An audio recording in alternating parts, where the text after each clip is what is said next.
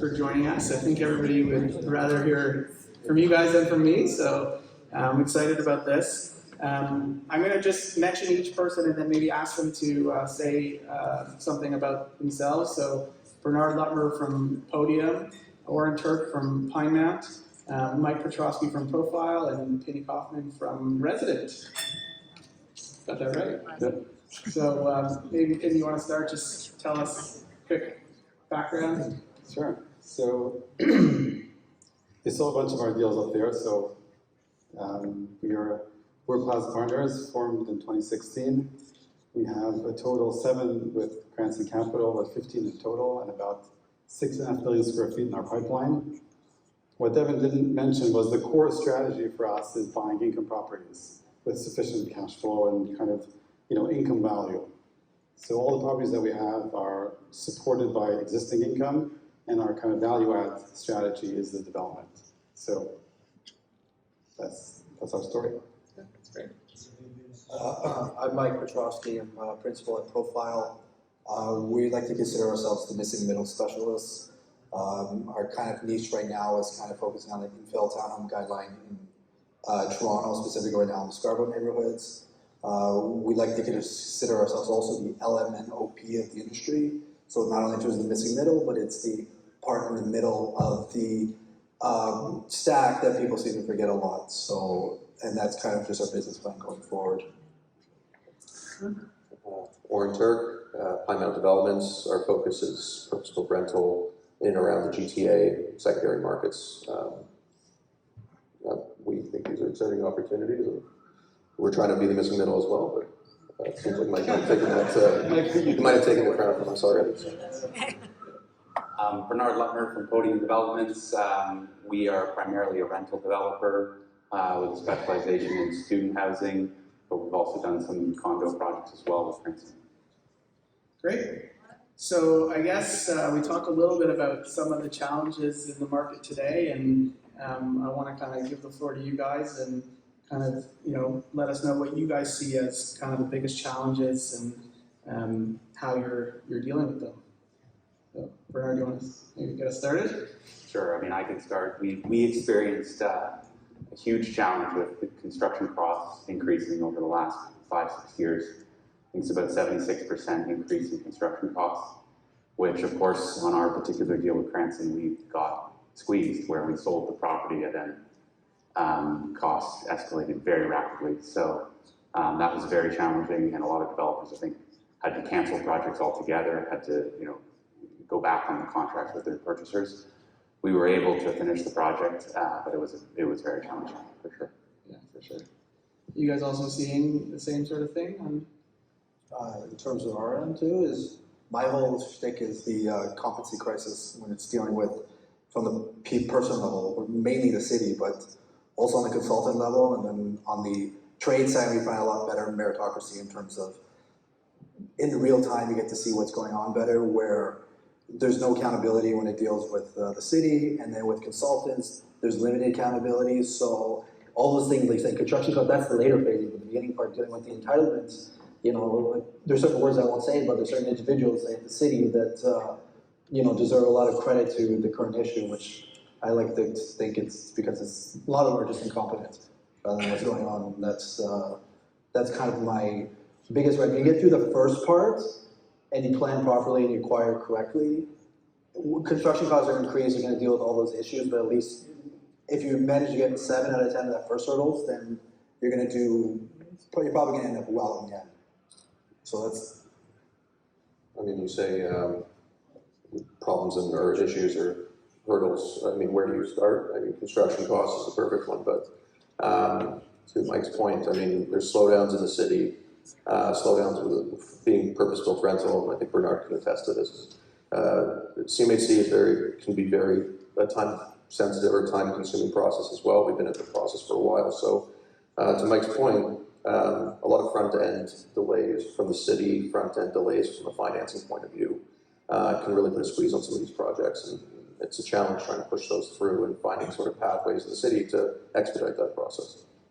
If anybody knows the pain of zoning, No, she's all good. Katie would know. No problem, it's all good. The city of everything quicker. Yeah. He'll be, he's gonna be teaching a session on this later, yeah. He'll teach a session on it later, how to get it expedited for.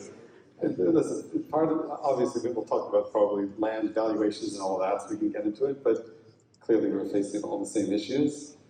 But I mean, thankfully, what we have is, you know, again, income with cash flow, low leverage, so we're good for now. We know sort of fundamentally with the market, it's just a matter of time until those things turn around a bit. Yeah, I think that was the whole We'll be theory. patient. You have the ability to be patient, and in this market, So- you've got to be patient. We're absolutely facing the same issues, so not. That helps lead into my next question, which you know, we hear in the media a lot about what the government's doing, Bill 23, trying to speed up zoning, you know, try to get it easier to get done, the fourplexes that they approved. Are you guys seeing any impact from, you know, the province saying to each municipality, you got to build X amount of homes by this time? Have you seen anything since some of that news came out? Any sea change?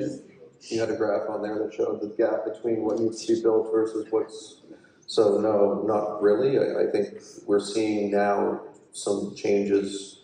Obviously the HST removal is a big step for building new purpose-built rental housing. And I think the reduction in DCs is another one, but there's more to be done in order to hit that gap. And the delta is so wide that there needs to be a really focused, concerted effort from all levels of government in order to push more units. I think that that's happening, and what I see in the market, not the specifics of the bill, but just in general, the conversation around more supply, you know, kind of getting to market quicker. I think that's the conversation. I think people are recognizing that both in government and just in general, like, you know, media. That's kind of the story now. More supply, you know, quicker to market, and I think that's encouraging. So, I actually think it's harder to navigate the system now because of all these changes. It makes it harder for the smaller guy to kind of come in and figure something out. So going forward, like the big guys, yeah, they have their, like let's just say for example, you have steady cash flow to cover yourself for the time being, but you need density kind of for your sites. Where we're kind of the opposite. We're not really going for density. We're not, we generally have very little cash flow, if any. So when dealing with these things, like you see all these changes, one little change and you didn't do your underwriting correctly, you're gonna get like screwed completely. So I think, yeah, they have good intentions, but I'm gonna go back to see who's gonna find a way to fuck it up in the end. So, Yeah, for me, I think the single greatest thing that the government did in the last little while was the HST. I mean, it's simple, you know, they didn't mess around with anything, they just cut the cost, right? So I'd love to see more of that. But I'm not seeing activity picking up at all. I'm seeing the opposite, and I think the spread between what gets built and what they hope to build, I think is going to grow much larger than everyone is currently projecting. We're going to have a massive, massive housing crisis. If you think it's big now, it's going to be 10 times bigger in a couple of years. Yeah, it's interesting, when the HST announcement came out, there was like a couple of developers who came out and said, oh, we're gonna now make rental, we've got like 3,000 units we're gonna build. But the stats came out last week that showed that the purpose-built rental is way down in 23 compared to 22 and 21. It had some momentum, and it's totally gone now. So I don't know if you guys see that as being a construction cost issue, I guess, or access to capital, or You know, I see it as new sales slowed down, so that's going to slow down the majority of it. The reality is the condo market was 80–90% of the new builds, right? So if there's a little uptick in the rental business, it's not going to make an overall impact on the housing supply. But ultimately, for the people that do build, it's going to be extremely profitable because there aren't that many projects getting built. yeah, that's one of the things. The supply is just not there. And that's one of the things I think about with Pine Mountain, with our project. Like we underwrote when we first went in, I think at like $3.25 a foot for rent. Now we're talking about $4.50 a foot for rent. But we're not going to be finished that project for 3 more years. Rents are going to be, I don't know where rent's going to go in the next 3 years if no one's adding new supply. Is this getting recorded? Yeah. I don't know. I think right now rents are skyrocketing. I think that's, if you're a rental developer, except making your pro forma a bit better, construction costs are skyrocketed too, so it's offset that cost on your budget, and obviously removal of HST helps, but I think there is going to be a ceiling, an affordability ceiling at some point where, yeah, rents can rise, but people have to be able to afford it. And I'm not sure what that number is just yet. I think seems like there's people who are willing to pay what at the rates we're seeing at $450 a foot in our neck of the woods. And some of the guys downtown are getting close to $6, if not north of that. So I think right now it seems to be working, but I think there is a ceiling, and I don't know what that is. Hopefully it's higher for our side, for our projects. Well, I guess, so one side of it is there's only so much that the market can absorb. And so if you see the demand kind of drop because of affordability and supply isn't there, you would assume that construction costs will start to come down. And so with the lack of launches, what we're hearing is that there's starting to be some reduction in certain trades, like, no one wants to go underground anymore. So some of those trades that, do the underground work are not busy. Are you guys seeing some of that, some moderation of costs? We're seeing steadying. I think we spoke about it the other day, but I was speaking with Bernard about it. We saw, and it was on the slides as well. We saw a massive increase in construction costs over COVID, and right now we're not seeing that spike as much, and we're seeing it sort of steady and hit a benchmark. But is it coming down rapidly? No. We're seeing some savings in some trades, and we're seeing some compression there, but we're hoping to see more. We're doing a lot more early tendering, design assist work on our project that allows us to, utilize a bit more on competitive bids. But I wouldn't say I'm seeing massive savings on the construction side. Do you think it's coming, any of you? No. I think I think if there are rate cuts in the next year or so, I think you're going to see another spike in construction, which is probably going to exacerbate some of the construction issues. It might get a little pricier, but I think rate cuts are beneficial in general. So I think that would be a welcome sign. So one of the things we keep hearing about is new technologies and development, and so I'm curious to get your take on any new technologies you guys see as being, opportunistic now, or stuff you might want to consider looking into. I know we talked a little bit about geothermal as one of the exciting things. Not to keep going over it, but I'm not sure I'm the authority on it. I think I'll pass it off to Bernard. We're very bullish on geothermal. All of our rental projects, I think we have 6 or 7 that are all our spec with geothermal heating and cooling system. Very efficient system, utilizes the stable temperature of the ground to provide a heat exchange for both cooling and heating. And it doesn't work in every market. It's funny, like in Vancouver, they don't use it at all because they already have moderate temperatures year round in Vancouver, so they can just use the air to do the heat exchange. But in Toronto, it gets really cold and it gets really hot, so it's very advantageous to have that sort of stable temperature of the ground to provide the heat exchange for your buildings. And so we think it's efficient irrespective of whether you have government grants or financing to supplement the value of the geothermal. So we see in at least the Toronto market, we think that geothermal will become probably the standard in all built form, or all mid-rise to low-rise built forms going forward. We like it, and we think it's a good thing to do for sure. It obviously lowers your carbon footprint and does those things as well, but we're doing it honestly just on the economics of it. It's more efficient.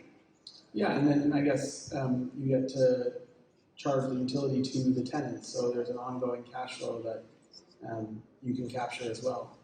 Yeah, and then you can charge a geothermal fee, or whatever you want to. But ultimately, the operating cost is lower, so Yeah. it saves either you or the tenant money, depending on how you structure your leases. Sure. Right? What are you seeing in terms of operational efficiency on some of your underwriting?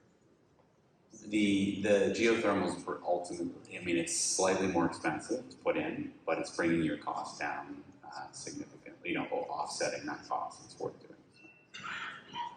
I don't think that's a technology that's changing the market. I don't think that's going to affect much. No, it's not It's going to. nice. It's certainly energy efficient, which is nice. But as far as like new technologies that are kind of change the construction or sort of the general cost of things, I don't see that having much of an impact. No, it's a small component of the overall build. It's not the 3D printing of homes or anything exciting. Well, we sort of on that end, we looked at mass timber stuff and we tried to see if it would make sense, and we found that it didn't. That building with wood on certain size of buildings isn't even cheaper or more efficient than concrete. So you hear about that, but I don't think I think it's labor. I think the material cost, I don't think there's scale for that type of technology just yet. I think there was also the concept of prefab units. I think that was something that sort of was a buzzword for a little while as well. And I think the big issue there is that it just wasn't cost effective in construction. There just wasn't enough scale here and enough people utilizing it for it to make sense and see that compression in cost. Mass timber might make some sense. I know that the LPC has implemented some of the criteria around it, but I think there's still some insurance premiums that are attached to that type of build. And I think there are still some hurdles there in order to make that sort of a common use. In terms of like new technology that we're looking at, it's a lot more, geothermal is one. For our Gorman site, you've implemented that, and on top of all the benefits that Bernard mentioned, it's the CMHC sustainability points that you would achieve by utilizing it is very good, and it's gotten us over the 100, we're almost at 120 points, I think, along with some solar wall. But just because of the nature of rental and what you have to offer in order to bring and achieve these sort of higher rents, it's a lot of amenity-focused technologies, it's a lot of smart locks, it's a lot of smart implementation in the units. So we're looking into that in terms of implementation into unit locks and unit smart home tech. Yeah, that's great. Shows what people are going to be demanding eventually, right? So what do you see happening in the land market today? If Vinny wants to take that one. Nope. Obviously, if you're a buyer of land, you would think that it's a good time to buy. If you're a seller of land, maybe not so much. There are just not a lot of buyers in the market. Yeah. So land is always difficult to value. The land is so, every site is super site specific. So I think when, there are a lot of buyers in the market, stuff sells, price per foot. But I think there are fewer buyers in the market. Everyone's being super sort of cautious. And I think it's not like a price per foot that's selling, it's more the pro forma. So anyone looking at the property today is going to look at, the full analysis. What can I sell for? What's the efficiency of the building? And kind of, really do it thoroughly, which is the correct way to do it. But in reality, it should always be that way, absolutely. But I think anytime you go to land, there's always a range. Every time we do a deal together, and thankfully we're not selling anything today. But what I always say is that the only certainty is that our pro forma that we kind of show day one is certainly going to be incorrect, because there are so many factors in there that are kind of unknown, like day sort of zero of a project, and everything affects land. But the reality is there's a range, and when there are 10 buyers in the market, you get the upper end of the range, and when there's one buyer in the market, you get the lower end of the range. So right now there's maybe one buyer in the market, not many more than that. So it's definitely at the lower end of the range. So I think fundamentally, I think we all sort of agree the fundamentals are there. And the moment buyers come to the market, the market will react to that. So there's been some positive signs, but I think we still just, we need some time. And what do you think it is that would kind of trigger? Is it interest rates? Is it activity in the pre-con? Probably interest rates, which obviously would trigger sort of pre-con activity. Yeah. But yeah, absolutely. So does yesterday's announcement help? There've been certainly some positive signs. I think there are a lot of projects out there that kind of need to get through the system. But it's, I guess, a matter of time. So as long as you be patient, I think they'll be okay. So one of the questions I had is, what is working for you today? Obviously, you guys are all active in development and have stuff going on, and what works? What do you look for in terms of like doing new projects? What do you think 2024 will bring? It's exciting. In development, nothing. Proximity to 2025, I think. You just want to get through 24 and make it to 25. Yeah. Who wants to start? Do you want to? Go ahead. I'm a little bit biased in this too, is because Condo, you have a lot more flexibility to go in terms of location, in terms of products, like site-specific stuff. Also, the low-rise size is like, just look at the last 5 years. It's probably, let's just look in Scarborough alone. Prime time sites that actually had an application in, whether they got approved or not, or they got stalled, like it's like, what, 8? And we're 3 of the 8? So that tells you something. Whereas any time, as long as we're not hitting like getting an unfortunate event to where you got in terms of Oshawa, in terms of when you sold and when you had to start construction, as long as there's no outside factors like that, if you bought it well and you have the capability to hold it, even just for even a little while extra, you're gonna do well on those sites just because this not exist. And I don't think those type of products, like the type of sites we bought in 5 years from now, everyone would buy those sites as high-rise sites. So those are only gonna last so long, they're only get more valuable. But I can't speak for the rental side because these guys are the experts in it, but We're excited about projects that are in a community that is sort of recession-proof in terms of the clientele. So, affluent pockets, near universities, people where, even though if a recession comes, they still have money to pay for a nice place to rent. And we do think a recession is coming. So if we're developing in an area where our clientele can still afford the rent and interest rates come down because of the recession, we think that our projects will do very well in that environment. That's what we're focused on and excited about in this year and next year. Do you see lots of opportunity in student? Like we keep hearing about the student problem and how many students we've let into the country? They're somewhat recession-proof renters because wealthy people will go back to school in a recession and get a master's because they can't get a job. So it's we think that's a good strategy. And is it like market specific? Like I remember when we did some student stuff, it was like these towns were overbuilt. These ones. I mean, you have a great project, with one right here. Scarborough. Right, Scarborough, great school, new medical school. I mean, whether it's done as a condo and marketed to people who want to buy it as rental or as a rental, it's going to do well in that market. We have another project there as well that we're working on. Yeah, I think the UOT Scarborough is a big opportunity, kind of the way the Ontario Tech was a big opportunity a few years ago. And I guess there's a few other ones like Peterborough is one. Yeah, we recently acquired a site in Peterborough, proximity pretty close to Trent. And when we first looked at that, I think we sort of thought, well, it's Trent, it might not be a sort of a popular school. We didn't really know much about the market. And what it's turned out and what we've sort of found is that student markets in general they're lacking housing. They suffer from the same supply issue, if not worse, than the multifamily market. And I think they actually sort of affect each other. And I think the students take over and rent multifamily units, which then takes away multifamily units from multifamilies. And I think we're seeing it not just in the major markets and the primary markets like Toronto or Montreal, Vancouver, but the tertiary and secondary markets as well. Guelph is a very compressed market. I think Kitchener-Waterloo has been a student market for a long time, and I think it's probably still has some legs. I'm not sure. Maybe it might have been built out, but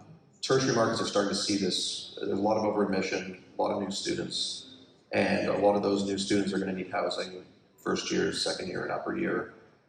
So we see that as a good opportunity in a tertiary market that has a severe lack of housing.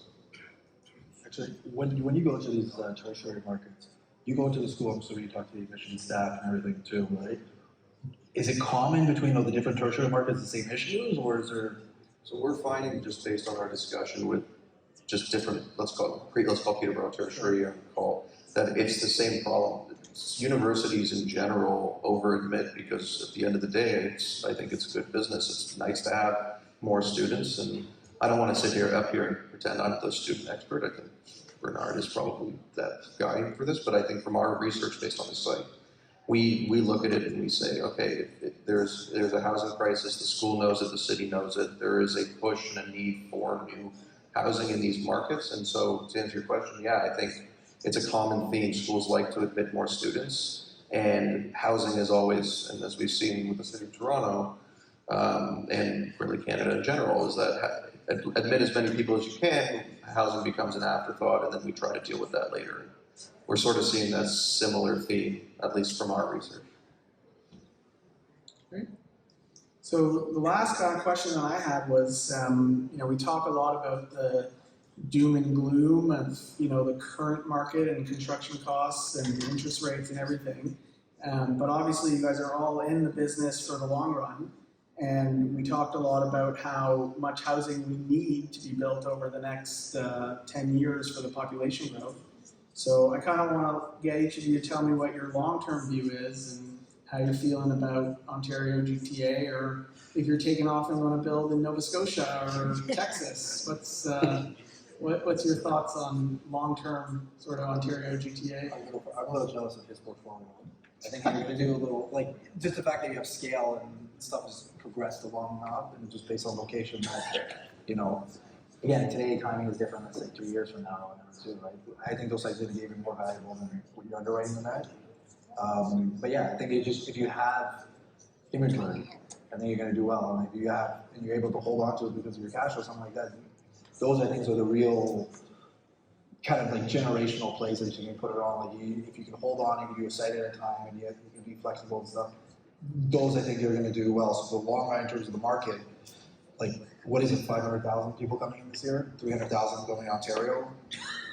There's not even enough hotel rooms to squeeze everybody, right? So I just think whatever the next 12 months, as you like to joke, waiting, getting closer to 2025, I think prices are going to increase, supply is going to, be minimal, if anything. Trades are getting, I think there's less and less people getting the trades right now, which means there's taking less people to build these things.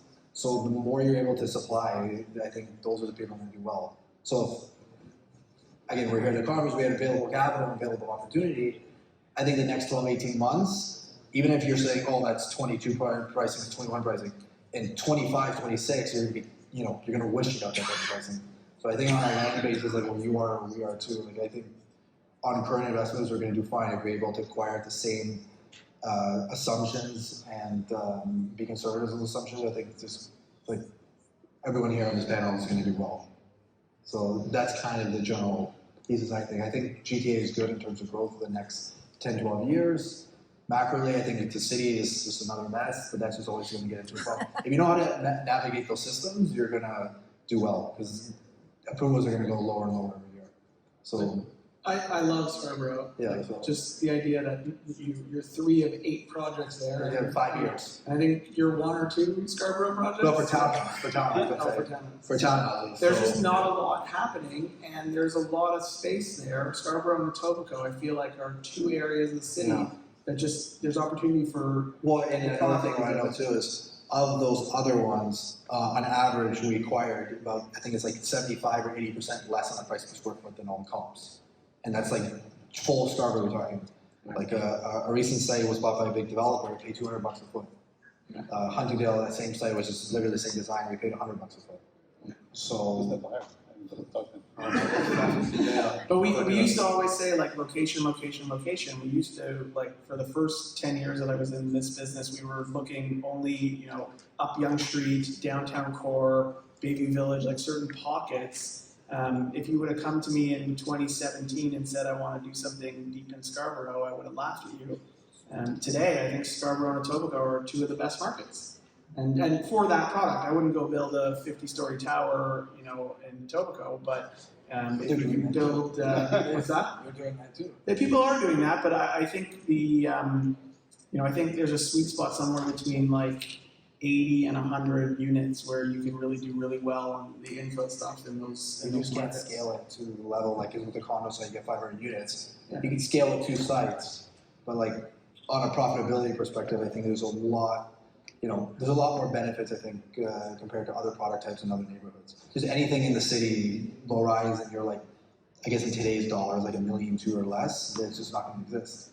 Yeah. So, Yeah, so if you can go into Scarborough and produce houses and sell them for $1 million, yeah, that's Especially nowhere when else in the it's city big someone house. can buy a new house for Yeah. $1 million. So I think that's a great opportunity, and I think you like Mike said, he loves your portfolio and the patience. Nothing to I add. asked Devin for a check later. Yeah, I think patience is the key, and you have the ability to be patient. And hopefully, the message to investors is if you're patient, you'll do well. So I think definitely with some of our properties, and some of the earlier ones are probably, 5 to 6 years in, and I'm sure there are some investors out there that are, anxious to sort of move on. But I think patience in today's market is really, we are exploring, some, creative options for an exit, but I think, one needs to be patient in this market. And, fundamentally, I think we all believe in where this is going. The stats are all out there, the immigration numbers, there's clearly a need for housing. And I think once rates drop and the sort of pre-sale market, which is obviously what the condos depend on, comes back, I think we'll be in a good place. So I guess the message is just to be a bit patient. And weather the storm, yeah. Yeah. Warren, Bernard, you guys want to come in? I'm really cool. Our strategy is exclusively rental in Ontario right now because we're really bullish on the population growth and the demand, right? We just see ultimately inflation hit construction maybe first, but it's going to hit everybody's wages and everybody's, it's going to hit the rest of the economy as well, which will allow people to pay more in rent or pay more for condos in the future. Ultimately, real estate is a real asset, which is in and itself an inflation hedge. So I do think that we're very well positioned to own real assets in these times. And obviously, you got to be careful you're not over leveraged and you're conservative. And as your portfolio over here with the income supporting it is a brilliant strategy. So I hope to do that as well. Some land with income producing that we can add value and develop at the right time. So. Yeah, and one of the things I think is great about the purpose-built rental is that you don't have to worry about the market today. And watching developers not able to sell in pre-construction actually I think bodes well for purpose-built rental, because if you can start construction when no one else can, you should be able to get access to trades and start to build while no one else is able to build. And then when you finish, there's going to be no condos finishing. So you're going to be the only new supply. You don't have to rely on the pre-con buyer to get you going. So I think the strategy, the shift to purpose-built rental is a great one. I think a couple points here. I think that's really good in a market that has 500,000 new residents every single year and compounds sort of a housing crisis. And there's a supply and demand imbalance. I think, am I bullish about 2024? No, I think it's going to be, buildings is difficult. I think it's difficult in a high interest rate environment, but I think in general, so I guess I'll give a packaged answer here and try to do my best land conference impression, but fundamentally Canada and Ontario and Southern Ontario is an incredibly strong market, and it's got a lot of legs, a lot of growth, and not enough housing. So I'm bullish on the industry and bullish on purpose-built rental and new product. High interest rate environment make the construction and development industry tough. So there you have it. I think the message today is to be patient and that we have a huge need for housing. And if we can get through 24, we'll make it to 25. So that's our theme, I guess. And you'll see, we went through all those slides. I don't think we're actually launching that many projects until, a lot of projects we're waiting till 25 to launch, until the market makes sense to launch. So we're kind of seeing the same thing. We just got to be patient, and opportunity will be there. So with that, I'm going to wrap up. Thank the panel very much for joining us today.